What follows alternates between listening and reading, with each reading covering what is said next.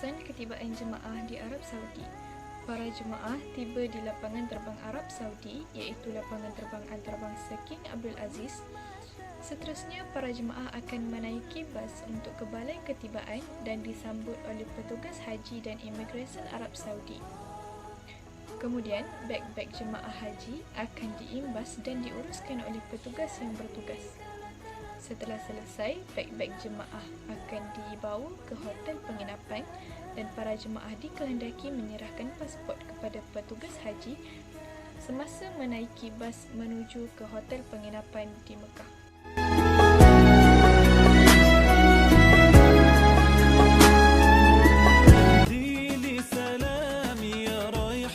Kemudian, jemaah akan dibawa ke tempat penginapan mereka iaitu hotel. Tabung haji akan menyediakan bangunan penginapan jemaah haji iaitu Zon A, Zon B, Zon C dan juga D. Zon A akan dibawa ke Hotel Shu'aib Amir atau Sulaimania, Zon B ke Ajad, Zon C ke Hafa Air, manakala Zon D ke Misfala. Mesti ada tertanya-tanya di manakah kedudukan hotel yang akan diduduki oleh jemaah. Jangan khawatir, jangan bimbang. Kerana di Mekah kita akan letakkan tempat penginapan jemaah di antara 1000 meter daripada Masjidil Haram iaitu Mekah lah. Manakala di Madinah kita akan letakkan dalam lingkungan 500 meter daripada Masjid Nabawi. Oleh itu, jarak antara hotel dan tempat solat kita masih dekat. Mudah kita untuk berang-alik dari ke hotel. Biasanya dalam hotel tu kita akan letakkan 700 hingga 1000 orang jemaah dan setiap bilik akan menggunakan penghawa dingin, bukan kipas biasa, tapi kita akan sediakan guna penghawa dingin. Sebuah bilik akan diletakkan dalam 4 hingga 8 jemaah mengikut kemuatan jemaah dalam bilik itulah. Seperti satu katil 4 meter, satu katil 4 meter, macam itulah sampai seterusnya.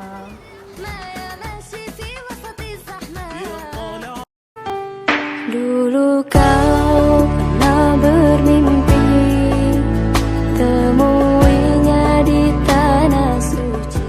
Pengurusan sajian jemaah. Pihak tabung haji menyediakan perkhidmatan sajian kepada jemaah. Sajian akan disediakan pada waktu tengah hari dan pada waktu malam. Selain daripada itu, cerek, teh dan gula juga disediakan kepada jemaah. Di sana, di sana.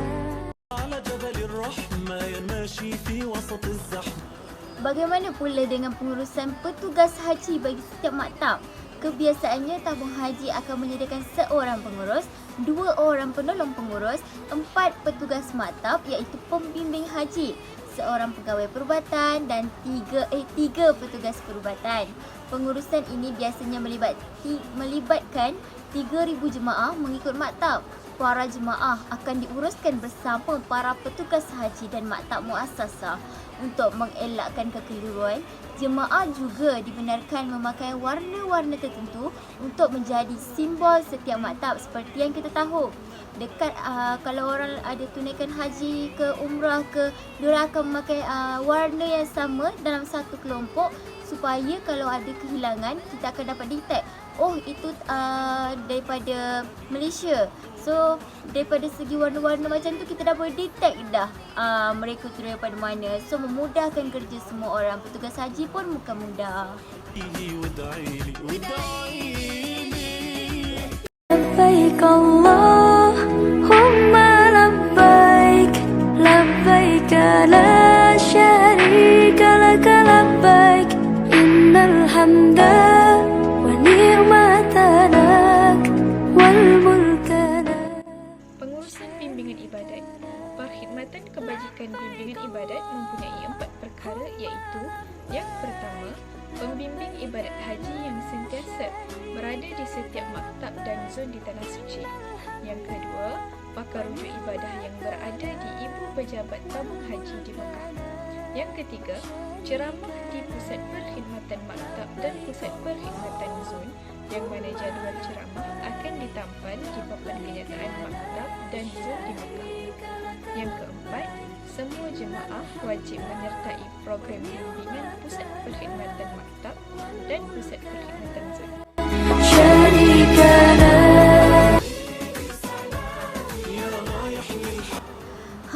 Tuan Puan, bagaimana pula kalau kita nak dapatkan rawatan kalau secara tiba-tiba kita sakit? Atau macam mana kita boleh dapatkan ubat-ubatan? Jangan risau, di Tanah Suci terdapat pusat rawatan tabung haji. Apa je yang disediakan? Di sana ada doktor pakar, jururawat terlatih, farmasi yang ada ubat-ubatan, makmal perubatan, pergigian, ambulans dan fisioterapi. Untuk pengetahuan semua, di setiap maktab juga disediakan klinik. Apabila terdapat jemaah yang sakit, mereka akan dibawa terlebih dahulu ke klinik. Dan jika ianya merupakan penyakit kronik, barulah ia akan dibawa ke hospital di Mekah ataupun Madinah. Di Mekah terdapat 14 buah bangunan dan jumlah klinik di Mekah ada 16. Manakala di Madinah ada 5 bangunan dan terdapat 3 buah klinik setakat tahun 2019.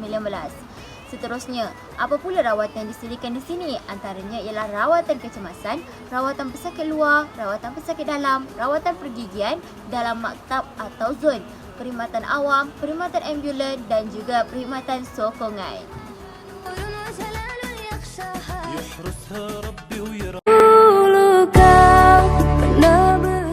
Pengurusan perkhidmatan kewangan di Tanah Suci.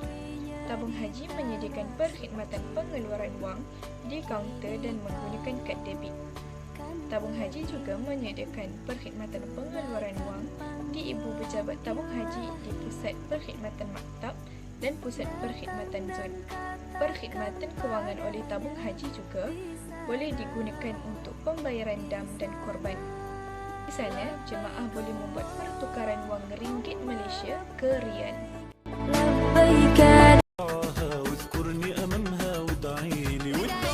Pengurusan perkhidmatan pihak ketiga. Pihak ketiga tu apa, Tuan Puan? Okey, pihak ketiga ni adalah pihak luar. Apa yang membolehkan kita untuk menggunakan khidmat pihak ketiga ni? Baiklah, perkhidmatan luar yang disediakan sepanjang musim haji ialah biasanya kita akan ada perkhidmatan ziarah menggunakan kenderaan iaitu bas yang boleh dinaiki dalam 40 hingga 50 orang jemaah. Biasanya bas ini akan membawa jemaah ke Arafah, bergerak dari Muzdalifah ke Mina, Mina ke Mekah, Mekah ke Jeddah, Jeddah ke Madinah dan begitulah seterusnya. Selain itu, terdapat juga dobi yang disediakan di sana. Kalau kita nak cepat, so kita hantar je dobi. So kita sambil kita hantar tu, kita bolehlah pergi tunaikan umrah ke, pergi tawaf ke. So kita baju kita tu dah siap, tinggal bayar je lah tapi. And then seterusnya, pengurusan pos ke Malaysia. Seperti kita nak hantar barang ke Malaysia lebih awal pun boleh je, ada disediakan di sana. Macam kita tak nak penuhkan bagasi kita, so kita decide untuk hantar terlebih dahulu ke Malaysia. Selain itu, komunikasi seperti penggunaan SIM card luar kawasan juga ada disediakan. Biasalah, yang itu benda basic. Sampai je biasanya memang akan diberitahu oleh tabung haji lah macam mana nak guna SIM card, macam mana kita nak beli SIM card, semua akan diuruskan. Dan lain-lain lagi lah, lagi aktiviti yang disediakan oleh pihak ketiga ni.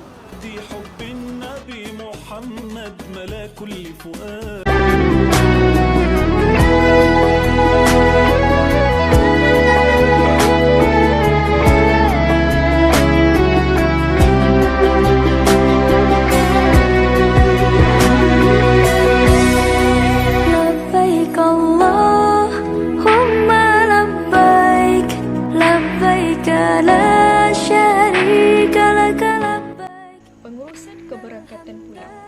Pergerakan jemaah haji akan bermula daripada penginapan jemaah.